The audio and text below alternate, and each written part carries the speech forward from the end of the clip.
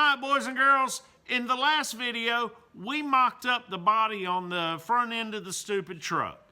But we sort of treated it the same way that my high school girlfriend treated virginity.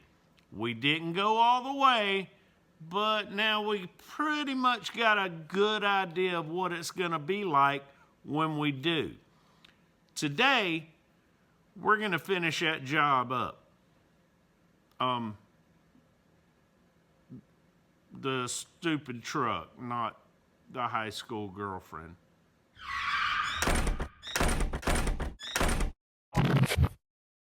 Now, what do I mean by we didn't go all the way with the front end of the truck? Well, we didn't exactly put a bolt in all of the available holes, especially these in the front. Matter of fact, we didn't even do the bolt holes in the back yet. Hood's just sitting in place. Hinges are not even on the truck, which is pretty convenient because we're going to do something different. And the body mounts under the core support are not tightened up. Now, the big issue that we're having at the moment is this big old gap right here. It's way too big for my comfort level. Now, you will notice that it is slightly smaller at the bottom than it is at the top. But you got to understand, these are brand new door hinges and bushings. So the door is not sagging by any means. I mean, the gap across the top and the gap at the back of the door is universal top to bottom. It's just this. And on top of that, the body mounts still have to be tightened up, which is going to draw that front end down just a little bit, and that's probably going to make this just a little bigger. Now, that being said, we're probably going to need to tighten these up before we put bolts back here. However, we're going to have to pull these bolts out at the same time. On this side, we've got 2 bolts right here and 1 on top over there. We've got on the passenger side 2 bolts in the front, and the one that would be on top is in the front because of the fact that the clip on the top side was missing. So I got to get some more clips, but we'll deal with that later. Right now, we're trying to get both of these doors lined up so that, or these fenders in position. I'm hoping that once we get the bolts through the mounts on the cab into the fender, that'll draw that in and hopefully reduce that gap a little bit better, and that'll make me feel much better about it. Smaller gap is always good. Now, this side is not quite as bad. That is livable. I can live with that all day long, but the other side is not even close to where it needs to be. Now, the whole reason that these body mounts are not tightened up was so that we could adjust that core support. Now, I will say that the body lines on the hood are very decent. So I have no problem with these body lines right here. Or, as far as that goes, up against the cowl. Body lines look great on the hood. So that probably means we can go ahead and tighten up these body mounts since we know that the core support is probably in the right spot. Except for the fact that wrong way.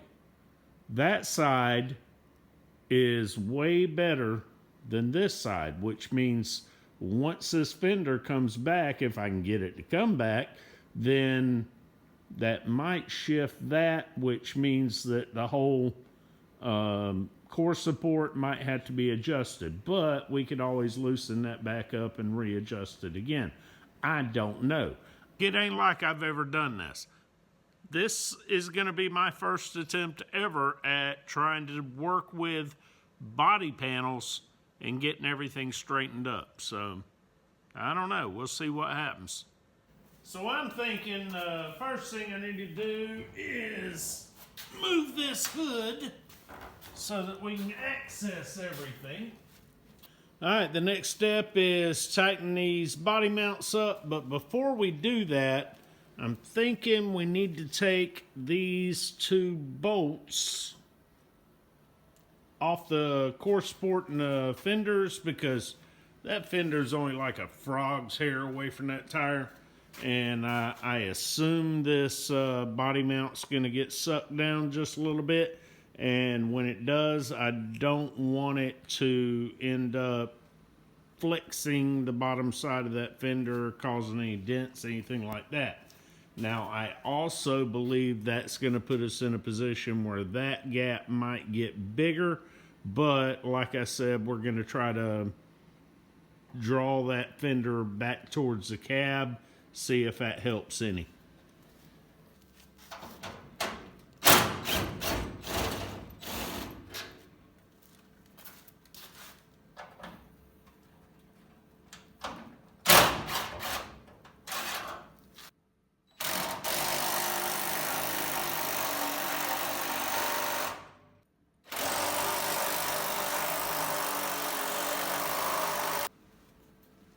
Ooh.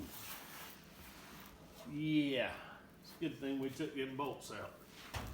Yeah. Now, this side didn't pull down, didn't drop down a whole great big whole bunch. But this side, well, that's a little more noticeable. It's about the same distance away from the tire, so I don't know. When I push down on this fender to make it meet the core support, I can see the tire flex, so I know it's too close. We're gonna swap them tires.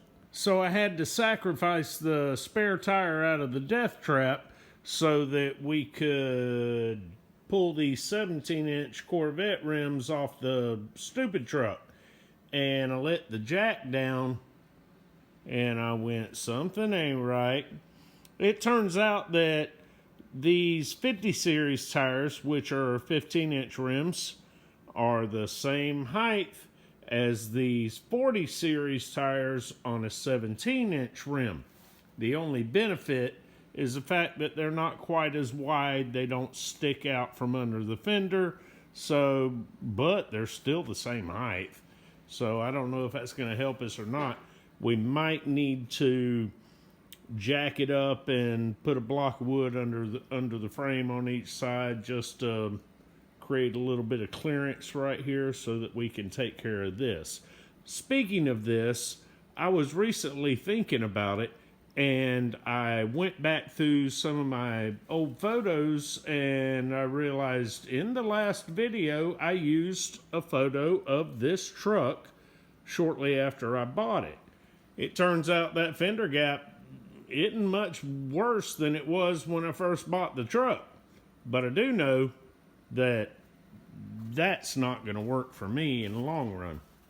Now, maybe I'm overthinking this due to the fact that I have no clue what I'm doing, but I don't believe I am. On the fender mounts, everywhere that a bolt mounts to the fender, whether it be through the body or through the fender, the hole that the bolt head goes up against is oversized, and it's oversized for adjustment. And that's why these bolts have washers built onto the bolts, and the washers spin freely. Currently, we have our cowl in place. These two bolts are tight, but as long as these two bolts are tight, that means you can't tighten this area up and draw that fender towards the cab so that we can close that gap. So we're going to have to remove this so that we can at least loosen the bolt that's under here. Now, once we do that, we can put a bolt in on this side. Now, understand, because of the way this is mounted, we can't shim this end of the fender, because if we shim it, that's going to make our gap even bigger. So that's not a possibility. But there are other options in the event that putting a bolt in here and tighten it up does not close that gap well enough.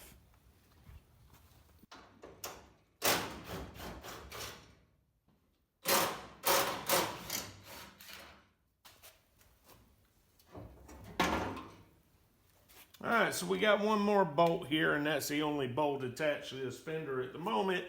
But this is what I was talking about earlier. This is going to be a give and take scenario because we got to come in here to pull this fender out, which means we got to open the door. Now, once you open the door, then you don't know, for example, if you back in place, if this is lined up with the door properly, because there is a little bit of adjustment room there. I don't know if you can see that, but that's sticking out past the door. You move it all the way in, it's sticking further in than the door is. So in order to get this lined up properly, my intention is to go ahead and set the cowl in place. Do not tighten everything down. Then we can use the gap next to the cowl to judge whether or not this fender is in the right spot as far as inward and outward. Good? Good. Now, let's put this back on after we just took it off.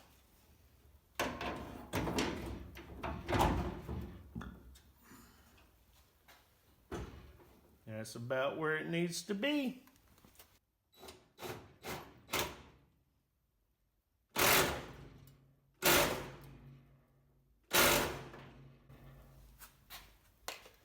Well, let's see if that made a difference. Not enough to matter. Good night.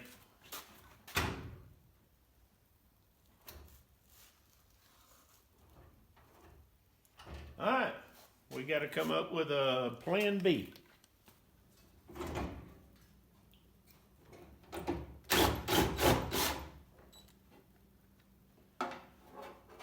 Stay. Thank you. All right, let's go find out what it's going to take to tighten that gap. Had to shine a flashlight on this, but the mount for the fender, the bolt goes in from the door jamb into the fender, and the mount on the fender sits flush up against this plate. So this plate is part of the door hinge. It comes right here and then bends outward, and the same down there. Or down there. So there's no adjustment room to make it tighter there. Honest to God, part of me just wants to take a hammer to that, but I'm worried about the fact that I don't know if that hinge is welded to the door or if it's just held on with glue or whatever they did there. I don't know. I do know that the fender mount is a little too far away from where it needs to be. Now, I'm not 100% sure that the spider webs are not the problem here, so we need to deal with that. But the fender mounts up against the door hinge right here. So part of me just wants to cut that and weld it back on, because once you cut it, that'll take out at least a 1/16 of an inch. And that's, honestly, I don't know that it's more than 1/16 of an inch that we need. This one would be easier to do than that one, but I'm not convinced on that idea either. so I'm not sure what we're gonna do. I do know we're getting rid of these spider eggs, though. So I spent all day long obsessing over this, and I've come to the conclusion that this might be the worst idea I've ever had.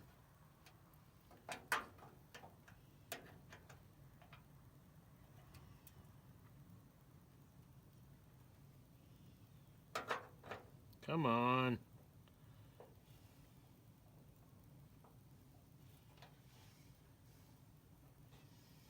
Well, I don't guess that's coming off. So, bottom line is that this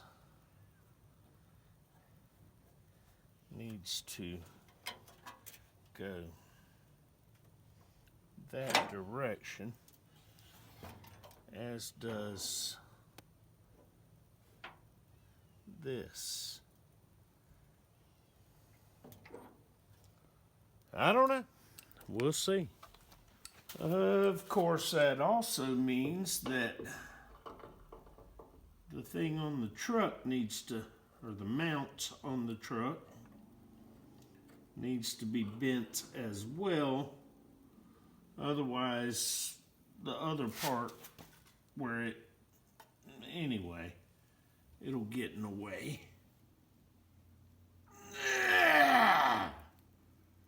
Oh, wow.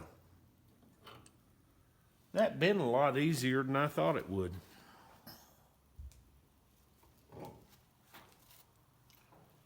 All right, let's see what happens.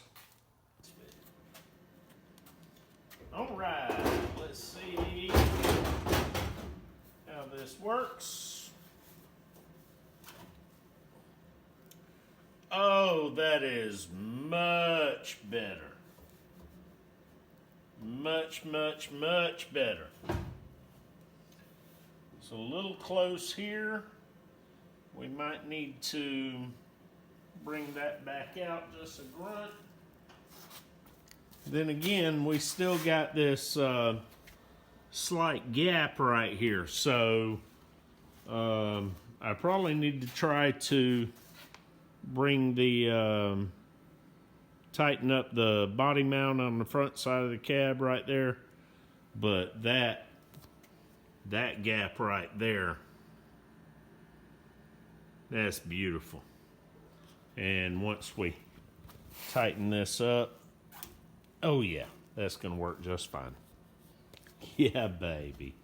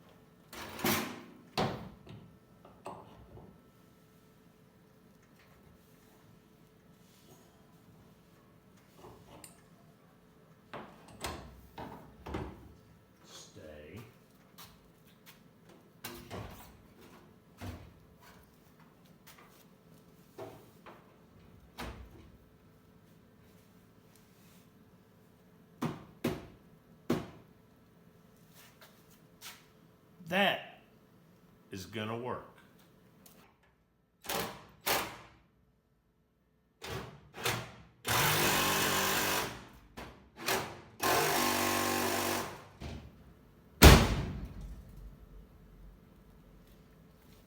Freaking beautiful, baby.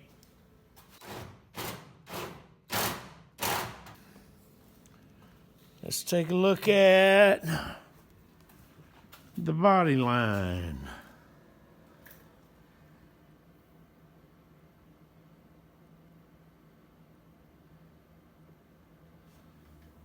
That might need to come up about 1/16 of an inch. So, other than that, I am not unhappy. I'll tweak it and what have you as I play with it moving forward. But right now, I'm very content with this right here. When it's all said and done, I reached out to a mini truck friend of mine who builds on a regular basis, and of course it turns out not everybody's off work on a Tuesday afternoon. When he did call me back, I had already figured this out, and he says, well, the only reason you didn't know to do that was because you've never tried it. And he ain't wrong. Until you try it, you don't know if it works or not. And I think that pretty much worked. I mean, look at that door gap right there. That's freaking beautiful. Yeah, baby. Of course, now we still got a bolt to put in on the back side of the fender right there. Don't be afraid to try something different just because you're unsure as to whether or not it's going to work. You won't know until you try. So, push your boundaries. Just keep them in check. Now, real quick before we go, I want to send a shout out to my man Cough Drop. He took a screenshot from the last video, labeled a bunch of the bolts in the box, sent it to me. And that's very helpful information, and it was greatly appreciated. Thank you, Mike. Peace, love, and mini trucks.